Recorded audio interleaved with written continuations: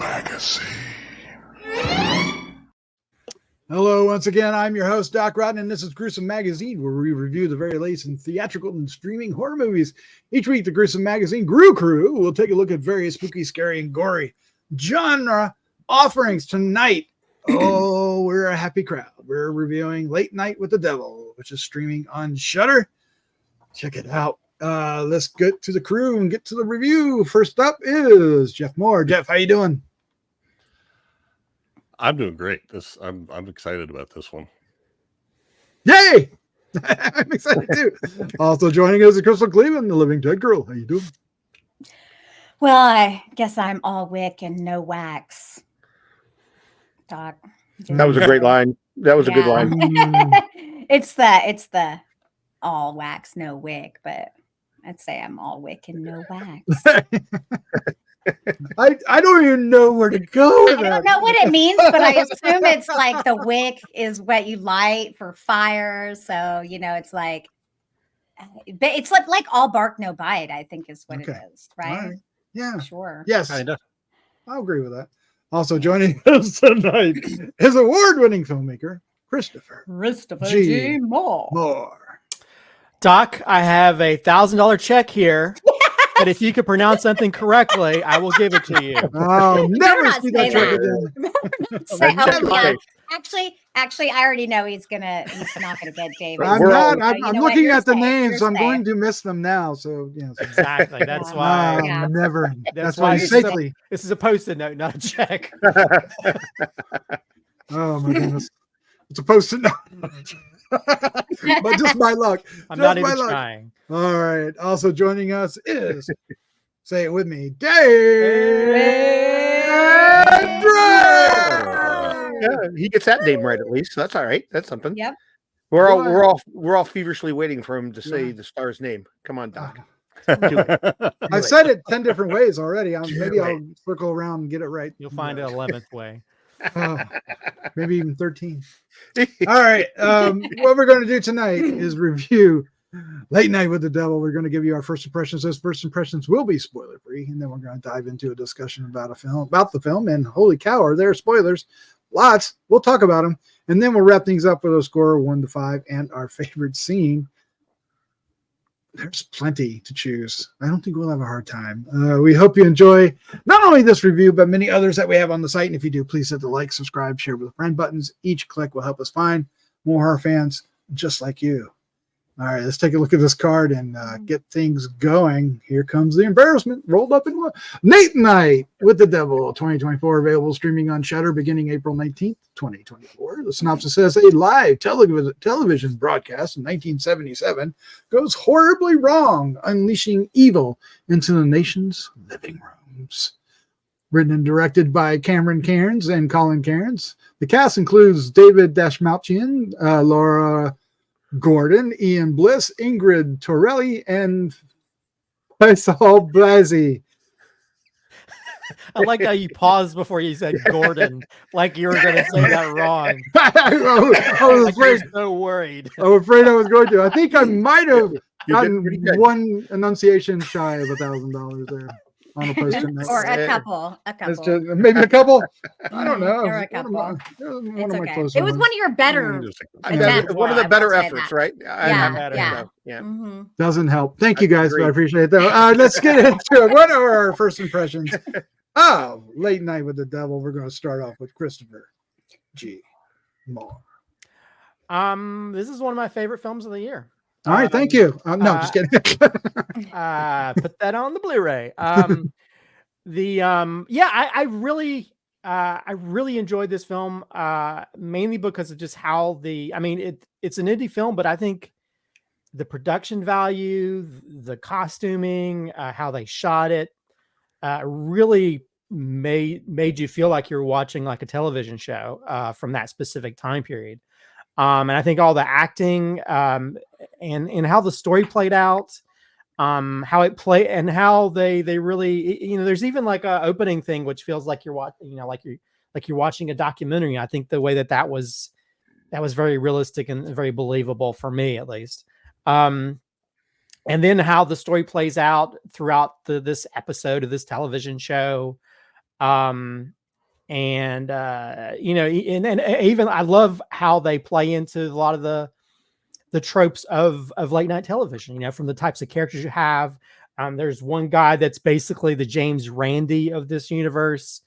For those people who know James Randi, he was always one of those people who's a magician, who's always trying to prove that supernatural people, you know, their abilities were, he actually had like $1 million check that he would say, hey, if you can prove it to me, you can read my mind, or you can make this move with your mind, I'll give you this check. And he'd always prove him wrong.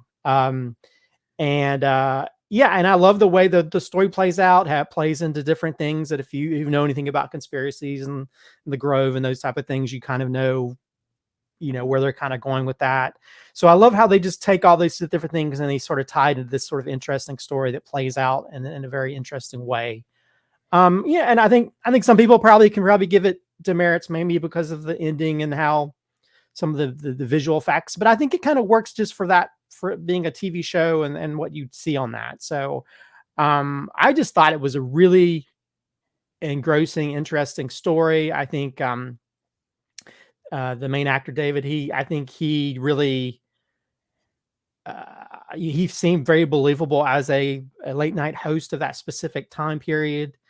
Yeah, I just thought as it was going along, and even like the sort of like the possessed girl was very creepy and stuff, and how they showed footage from, you know, where she came from was all. I mean, there's a lot of creepy elements in it that really, as it plays out, it gets, you know, kind of gets a little bit more creepy. So I thought overall, I think Light Night with the Devil was a really, it to me, it felt.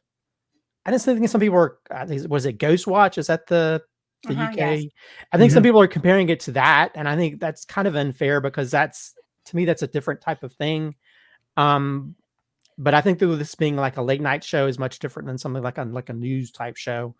But I think this felt original. It felt unique. It felt interesting. I think it was well acted, and everything really worked well to sort of tell this story from beginning to end. And I think that's why it really, really impressed me a lot. And I think that's why it's one of my favorite horror films I've seen this year. Nice. Jeff Mohr, sir, you're up next. What was your first impression of Late Night with the Devil? Well, I saw this in the theater, maybe, I don't know, a couple weeks ago, maybe close to 2 weeks ago. And then I watched it again for this, and I enjoyed it just as much, or maybe even more, because you get to look at more at the details. Yeah, it does a great job, and there's a great build up. And I tell you, I spent a bunch of time looking at that girl, Ingrid Torelli, who plays Lily, and trying to figure out, she looked really familiar. So I kept thinking, what did I see her in? What did I see her in? I didn't see her in anything. She looks just like my wife's cousin's daughter. Wow. Or vice versa. I don't know. That's not creepy at all. Okay. Oh, yeah. Well, skip that. It is. So anyway, yeah, I enjoyed it. I thought it was a great build up. They have these different characters played out well. The guy that plays Gus does a good job. Christou kind of reminded me of Kreskin. You know, those are the two Amazing people Kreskin, they always had on the Tonight Show. So I enjoyed the hell out of it, and there's some genuine scary crap there too, and a twist too, kind of in the middle on something that everybody saw. Oh yeah, that was fun too. I enjoyed that quite a bit. I know what you're talking about. Crystal, you're up next. What was your first impression of Late Night with the Devil? Well, I saw it when it first came out of the theater, and so you've already heard mine. So like, I love this movie. This is just like really hitting all of my wheelhouse things. It's very, very, very funny, and a lot of people don't talk about the humor because I think some of it actually is so sly that a lot of it gets missed, but it is incredibly funny. Like some things where, oh, I don't want to talk about that. No, we're just doing our basic. Apologies. Yeah, sorry. David is phenomenal in this. I love that he plays this, you know, I mean, what you would consider a typical, you know, host for late night, but he plays it with such empathy and compassion. And of course, Lily is so creepy. there's moments where she's actually cute, but she's mainly creepy even when she's kind of being cute. And that's kind of wild that she's able to pull off both of those. I think the set, the freaking costuming, everything about the art design, gosh. all of it feels like it belongs in this film. And Michael Ironside being the narrator. I mean, the reason why that works so well is because it's Michael Ironside. Because you listen to that first part and you're like, God, that's good. Oh yeah, it's Michael Ironside. Of course it's good. There is so much good to this film. I really loved it.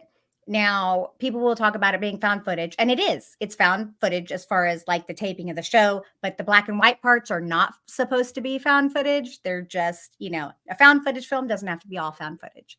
So I'm just making that clear because people seem to be confused about that. I know that's a hard thing to kind of get past, but I liked the ending.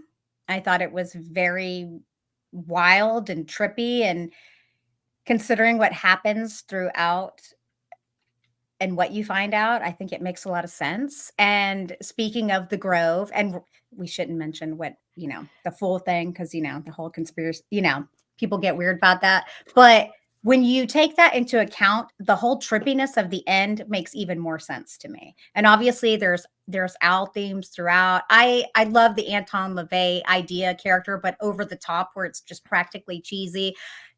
This film is fabulous. It's definitely going to be in my top 10. Now, where is it going to be in the top 10? Right now, it's 1 or 2. I'm having a hard time with another film, but it's probably 1, if I'm being honest. So, yeah. Until you see Abigail. Maybe. That'd be a tough one. I don't know. I love in lower budget, more independent films. And if they can pull stuff off, then they're going to far supersede big studio films. All right. Mm-hmm. And they do pull it off. I think they do. Dave, they do. What was your first impression of Late Night with the Devil? This film's kind of my happy place. I really enjoyed this a lot. I love the nostalgia of seeing the old, the 70s talk show. I don't know how many of us here remember like Mike Douglas and Merv Griffin, and oh my God, yes. A lot of comparison was made to Johnny Carson, which makes sense. But just the way they played, the guy that played the sidekick was exceptional. We even had the band, the old Doc Severinsen band. It was all there. It could have been a 70s talk show. It really could have been. And I just thought it was beautifully put together. I even loved the little bumper cards when they'd go back and forth to commercial, more to come and stay tuned for more and that kind of stuff. It was perfect. It was really perfect. They hit the mark 1,000%. And then the Lily was uber creepy. Yeah. They didn't have to really do too much to her to make her all she had to do was freaking stare at you, and you're like, all right, get away from me. But I thought it was good. I fell for this one hook, line, and sinker. This is definitely top 5, and I'm with Crystal. It'll probably be 1 or 2, depending on what the rest of the year brings. But yeah, this is a must see. Must see. All right, so my initial reaction to this is very complicated. But I turned around and put my Jeff shoes on, and I watched this twice. Yep. And my first impression watching it once was I was a little nonplussed. I was kind of like, that's it. And I think I missed so much. I just glossed over it as I was watching it. I don't know. Maybe I was looking for something. I don't know. Crystal, you and I were having a discussion that it might have been all the expectation, because I basically said, no, you're wrong. You got to watch it again. Yes, because there's so much hype on this, and I went in going, all excited, and I felt let down. But at the same time, even then I realized that David Dastmalchian, I know I'm mispronouncing it, but Dastmalchian this is my favorite performance of the year, lead performance so far. Oh, for sure. Because he is so good in this. Now I love him in other films as well, and there's no reason not to think he'd be this good, but I was really surprised on how he nailed all kinds of aspects, all kinds of emotions. You know, from, you know, a wide range. You know, at one point he's, you know, uber creepy and greedy. Another time he's, you know, you could feel the heartbreak in him, and there's just all kinds of crazy things going on. Really strong performance, and I agree with the Lily character as well, that it never felt like there was just one person there. She always felt like there was somebody else driving. Driving, and there, you know, even though it felt like an innocent girl, it felt like there was an evil presence behind the eyes, and that's not easy to pull off consistently like that. And her every scene she's in, you know, whether she's, you know, supposedly very innocent, or when she's going off, it just it was really good. Now when I watched it again the second time, a lot of the things that I'd missed came together, and I was blown away by the depth of this film. And what I mean by depth is the storytelling. There is so much woven into the story about this lead character and what he's gone through and what he's done, and the characters around him, and what is actually happening, what we're seeing, what we're not seeing. There's a moment that I want to talk about in the spoilers that made me double think myself, even after I had already rethunk what I was thinking. So I'll get there. But in the end, I really love this. I was telling Crystal that even with my initial reaction, I still was in my top 10. And I was saying, like, it was like that number 10, and it was, you know, it had it was a spot to lose. It boo-hoo, and it has risen a few spots. I will say that. And I feel confident it will remain in the top 10 throughout the year. But yeah, this movie is a remarkable achievement. But you gotta get into it. You gotta watch. Don't go in expectations. Go into it and focus on it, and just soak it in, because it hits everything that we've talked about up, and, you know, it hits the mark just so well. But let's get into spoilers. Because there's so much to talk about that we can't possibly get it all into the show. But I want to lead off with one thing, and then I'm going to hand it off to you guys. Is that when there's this whole thing about Minnie, right? Is it Minnie? Do I have the name right? Minnie? Yeah, that's the nickname. Yeah. Yes. And when I watched it the second time, I realized that he actually, the mental guy could actually have known. He could have actually known that her name was Minnie, even though it was a private name, because in the scene when she's on his wife died, it was like 2 weeks before she died, she comes on the show, and they show a scene of it, and she says something like she loves him or something like that. He actually mouths, "I love you too, Minnie," and it's Minnie. He says Minnie. And then, like, of course, this guy would know that. So I was like, oh, but then as I watched it again, yeah, doesn't matter. But I thought that was such a great it's such a subtle touch. And why I'm bringing that up is, one, I thought it wowed me. Two, is that's the depth in which this film paid attention to itself, right? That it's assembled all these great little nuggets of storytelling, and I think that's where this movie really, really, truly shines. Don't worry about the special effects. Some of them are like hokey and don't work. Other ones are really great. But I think the thing about the special effects is how they were utilized made it okay. Well, like, it's within the realm of this live show. And so if you've ever seen, like, you remember back in the heyday when they had people would make movies straight to home video, and how the special effects would look bad. To me, that's how it would feel like. It would feel like if you're watching a live TV show, it might feel like that. It might feel unreal. I will say, when you talk about everything coming together, one of my favorite moments is me. You know, like when you're watching a movie, it's like, why don't they do that? Why? Because there's a moment where the guy's like, yeah, he hypnotized you into seeing this. This didn't actually happen. I was like, why don't they go back and look at the videotape? Yeah. And then when they do that, I was like, bravo. Because I was like, if they don't do that, I would have been very mad at the film. And it works great in the context of the movie. Yeah, it was absolutely perfect. This film actually feels like I'm like the most detailed Twilight Zone episode to some degree. It has that kind of monkey paw element to it as well. Oh, absolutely. Oh, absolutely. I mean, I think that's the point, right? Yeah. But the floor is all yours, guys. Jump in. Well, did y'all find it funny?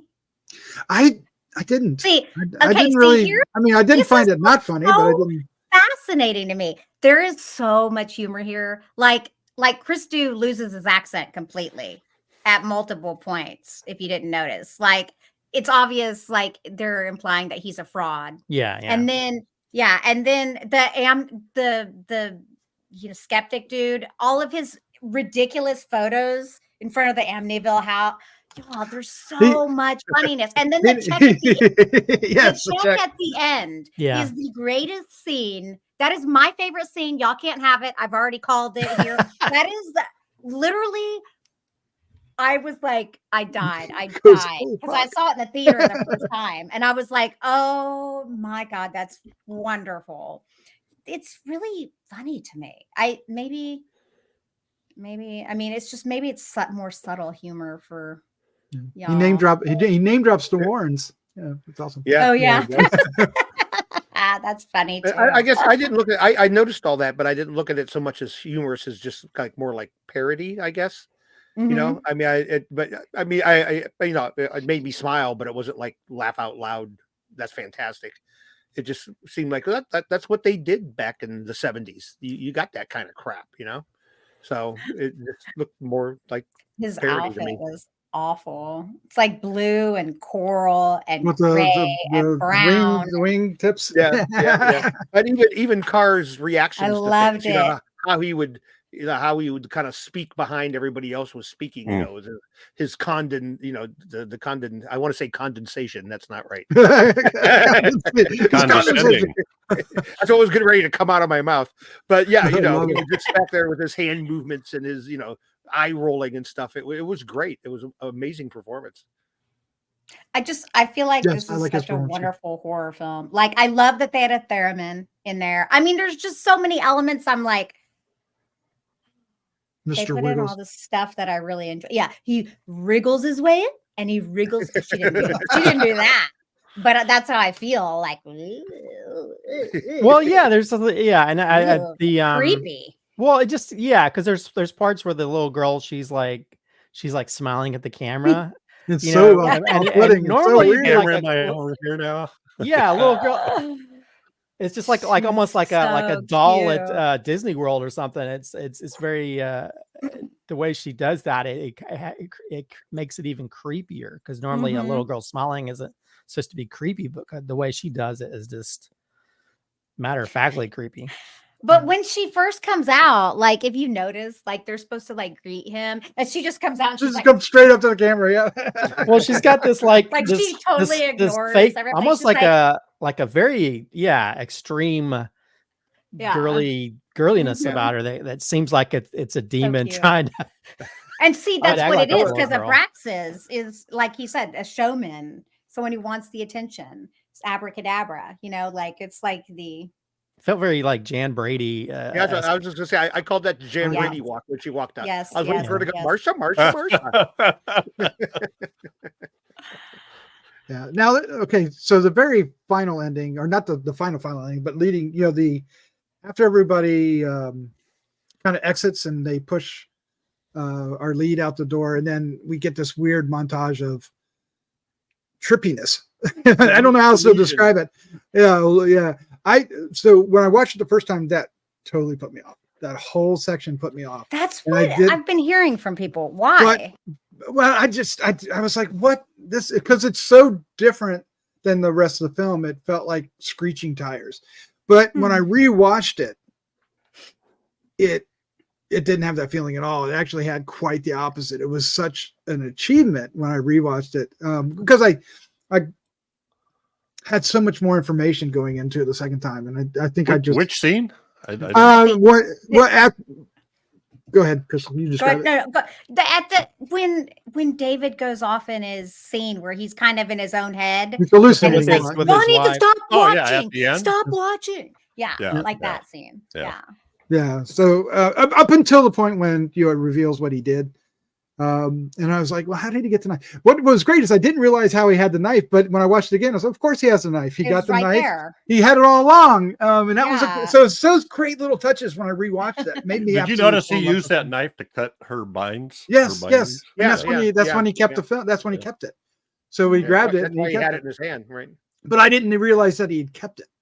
It didn't occur to me, but when I watched it again, I said, oh, of course he still has it. So, but even if he didn't, it would have been close right there, you know, but they took the whole thing, all the other parts went off backstage, so I'm not sure, but I get what you're saying. It could have appeared elsewhere, but I love the fact that it's there. There's a whole lot of sleight of hand going on in this movie. This movie has not only on screen with the characters, but in the whole filmmaking and what they say and how they present it is sleight of hand as well. David, this dude, he's so talented. I almost kind of hate him because he's so good. when he's actually, you know, as Jack or whatever, you hear like the sirens, the ambulance sirens, like the way he handles that. I was like, oh my God. He's so very natural. He's so good. I just think he's so talented. I just love. Well, he's hot too, but like he's so talented. You know, like he really is. The screening I went to at the Alamo, they had a live Q&A because they screened it, I guess, one of the Alamos, and he talked about like he was kind of blown away that he could be in a film like this because he says mostly I'm playing characters that can't be so far from like a school, you know. He's always playing like evil characters or weird characters or sidekick characters, so he doesn't get the chance of that. And so he was really excited to be able to play like his version of as someone that like he's talked about, like he grew up watching a lot of late night hosts and stuff, especially like sometimes the local ones and stuff.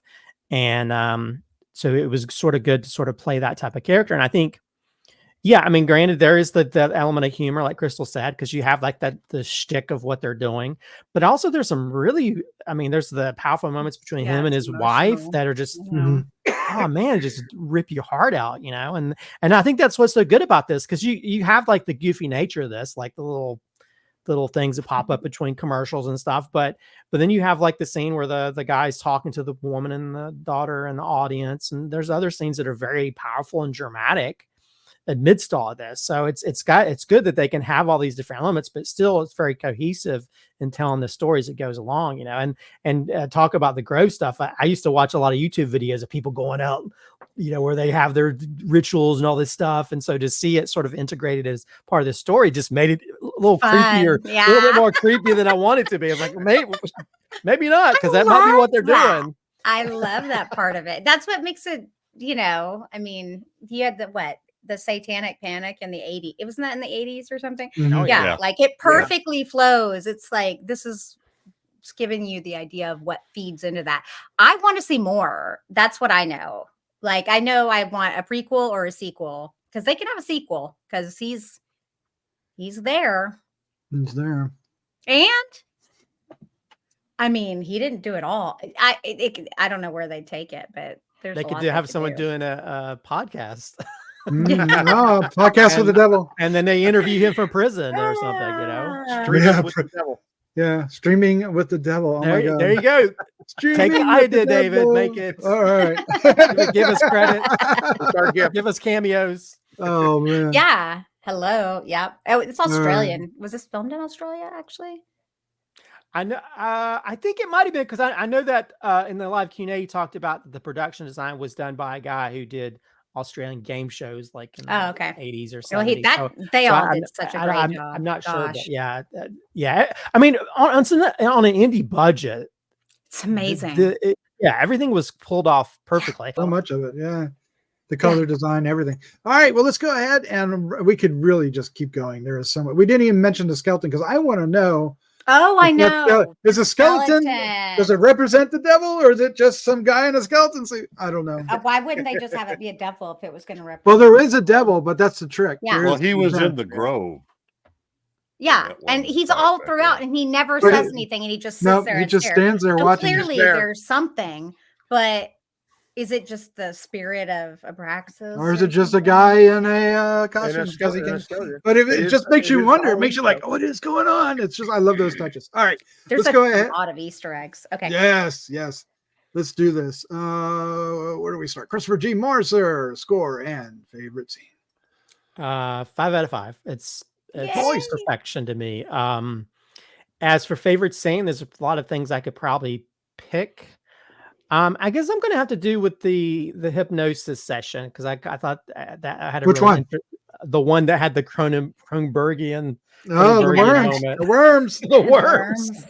Because there's not. I mean, a lot of this is very atmospheric, but when we have that sort of Cronenbergian moment, that was kind of interesting, because you're kind of wondering what's happening. Are we going to see what they see? And because supposedly he's doing hypnosis through the TV show, you see what they see. So I thought that was a really interesting thing. Perfect. Jeff Mohr, you're up next. Your score and favorite scene. 4.5. And favorite scene was actually that one, but sorry. No, nice. No, that's good. Plan B. God, I thought I just wrote something down and I can't read my handwriting. Holy crap. Go ahead. It'll come back to me here in just a second. Wait, you want to like insert your favorite later? All right. Pass. Okay. Crystal, you're up next. That was so strange. What's your score and favorite scene? Guess what my score is? 5. The rare 5? It is. It's a 5. I don't think I've given a 5 in like a year. Maybe longer. I'm trying to remember what else you gave a 5 to. Well, I gave Bloody Hell a 5. And I gave Headhunter, I think, a 5. This gets a 5 as well. I love this film. I can't believe that they were, really so entertaining. So many Easter eggs. I guarantee you I could watch it again and see something that I missed, even though I've already seen it 2 times. So I love films that can do that. And obviously, I already told you, my favorite scene is the check, y'all. The check. I can't explain to you how I felt in that moment when he's on his knees and he does that. I laughed so hard I was crying. It was so funny to me. Okay. Because I was like, of course, like at this point, she deserves the check. She did. She definitely proved it, right? Yeah. So yeah, I say see it. It's on Shudder. Come on, y'all. For real. Yeah.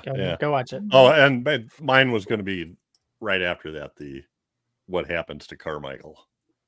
The look he gets on his face when he realizes something real's going on, and then that he's done. Yeah, he's screwed. Awesome. Yeah. All right, very good. Dave, you score favorite scene. I'm joining the 5 train. Oh wow! Like I mentioned, this is a happy spot movie for me. I liked everything about this. It will be viewed multiple times. I mean, it'll be nice to see it even on the big screen TV. For whatever reason, my screener wouldn't broadcast to my big screen, so I had to watch it on my iPad. So I've yet to see it like on a full screen. It's so much better, yeah. So, yeah. So I'm looking forward to that when it hits Shudder in a day or 2, I think. From as when we're recording this. Yep. As we're recording this. Favorite scene was just a little subtle thing, but it creeped the shit out of me. And it's at some point in there after Lily's out and they're going to a commercial break, and David's doing the toss to the commercial, and the camera kind of pulls back, and as the camera goes, Lily's face kind of follows the camera. Yeah. And she just continually stares at it the whole time. And actually, when they go to commercial, you hear one of the stagehands go, "That chick just creeped me the shit out," or something like that.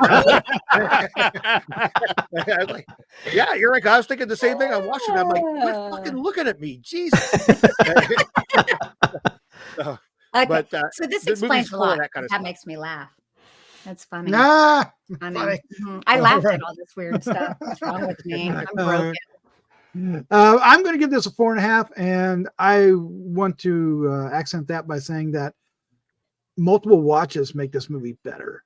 That's my experience. I've watched other films, and you watch them for the enjoyment or something, and occasionally you'll get one that just informs you so much more on the second watch. You know, details you miss, and I thoroughly and 100% recommend not only watching it once, but take the time to watch it a second time. But I think you'll be amazed. Really enjoy the second time. I imagine that the more I watch it, that I can get closer and closer to a 5 each time. We'll see. I plan on watching this again, actually. So what is my favorite scene? It's the entire movie. What do I want to choose? I think Christopher kind of mentioned it earlier, and that's when they play the film back. And so it's led up by showing the one where he hypnotized everybody, and he's like, that's not what I saw, right? And he looks up, and like 2 people in the audience that never saw the worms, and then, you know, whatever, you know, people at home, he thought he might have gotten people at home as well. But then after that, they decide, okay, well, let's roll the other footage. And that's when that was freaky. As I just seeing it again inside the same film, but it had such different context then with the other shot in front of it. And I thought that was brilliant. And of course, he's got that. Did you see that? Stop and slow down. And when you see the shot, it's making I'm getting goosebumps now. It was creepy. But it's creepy, but what's interesting is that it is intended to be creepy, but what they see is it supposed to be creepy? You know, or is it an angel? Is she supposed to be like angelish, or is she like, this is the reason why everything's screwed? You know, it could be either. But it's shocking, and his reaction to it as well, because he kind of freezes at that moment. Well, the guy is like, I'd like to take that footage back and analyze it, because he doesn't want to pay that check. Really doesn't believe it. Yeah. Well, he accuses him of manipulating the footage, right? Later on. Yeah. So I just thought, again, that's where the humor and stuff comes into, because that guy does not want to pay his check, you know? Yeah, of course not. He's like, no way. I've been doing this for far too long, darling. He's encore is not needed here, ladies. Yeah, he's a little bit more egotistical, James Randi, that's for sure. James Randi was a pretty cool dude. It is good, y'all. And then he has that one scene, and this is the part that we kind of glossed over the whole thing, but he's talking to Dave's character or Jack, and he's confronting him about the Grove, and he wants to be a part of it. Oh yeah, the orgy. Yeah. Yes, like, especially the orgy. Hook a brother up, okay? Yeah. Thanks. And that's another bit that just totally went over my head the first time I watched it. Even though I knew it was there, it just didn't. Cute. Didn't anchor in. And such a horrible person, but funny. Mm-hmm. Yep. And the Warrens I invited the Warrens, but they wouldn't come. And I like they just said, I want Damn it, and that's all before. Can you imagine if they actually had like Patrick Wilson, and that would have been hilarious. Wouldn't it be? Had just been like a little cameo, like, oh yeah, that would make you double think what's going on. Maybe his character will show up in a Conjuring film. Oh, maybe it'd be Conjuring 6. All right, Night with the Warrens. Late Night with the Warrens. No. All right, well there you go. That's our review of Late Night with the Devil. Check it out. Jeff, Dave, Christopher, Crystal, thank you for joining me. It's a lot of fun. Thanks for having us. Thank you. Talking about this film. Yes. There's so much more we can say. All right, let's good one. Yes. Good night. Good night. Good night. Jeff. Good night. Jeff. I went. You're timing. All right. Good night. You're making us all stand here awkwardly, Jeff. or sitting there awkwardly. Oh no.